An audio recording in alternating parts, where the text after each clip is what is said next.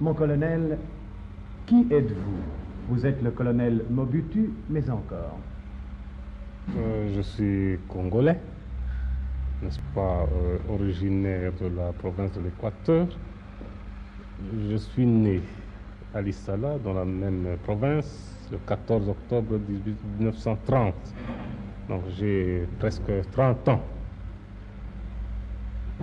Mes études, je les ai commencées ici à Léopoldville pour les continuer à Coquetteville, à l'école moyenne des frères des écoles chrétiennes.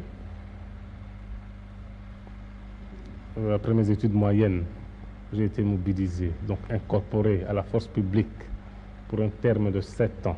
J'ai passé 2 années à l'école des comptables dactylographes de Loulois-Bourg. Ensuite, j'ai été attaché au quartier général de la force publique pendant 4 ans, ici à Léopoldville.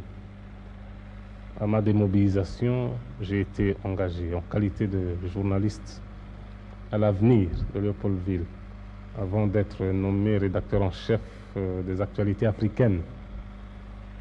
2 ans et demi plus tard, j'ai représenté le même journal au congrès de la presse coloniale à Bruxelles dans le cadre de l'exposition internationale.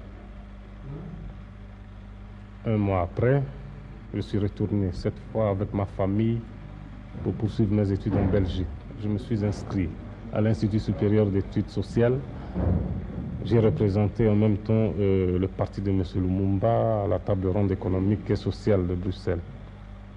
C'est à l'issue de cette conférence, n'est-ce pas, que j'ai été appelé au Congo pour préparer les dossiers économiques et financiers à l'intention du gouvernement congolais.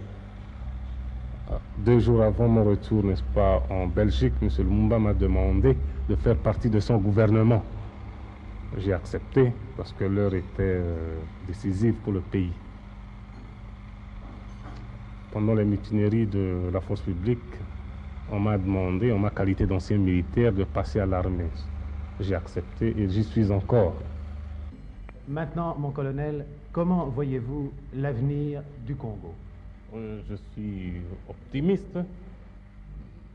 Après, n'est-ce pas, ma révolution pacifique, qui est celle d'ailleurs de l'armée. Et puis, comme vous le savez, j'ai été contacté, M. Kasavubu et Lumumba, pour voir, n'est-ce pas, quelle était la position de chacun. Maintenant, il y a une délégation de militaires, n'est-ce pas, qui est partie pour les 6 provinces, après avoir pris contact avec les 2 hommes d'État. Il est maintenant question, n'est-ce pas, d'organiser une grande table ronde politique qui réunira, n'est-ce pas, tous les grands leaders nationaux, puisque le problème qui se pose actuellement au pays n'est plus un problème qui concerne 2 hommes, mais plutôt un problème national. Croyez-vous à une réconciliation prochaine? Moi, je suis franchement pour la réconciliation. Au besoin, l'armée l'imposera.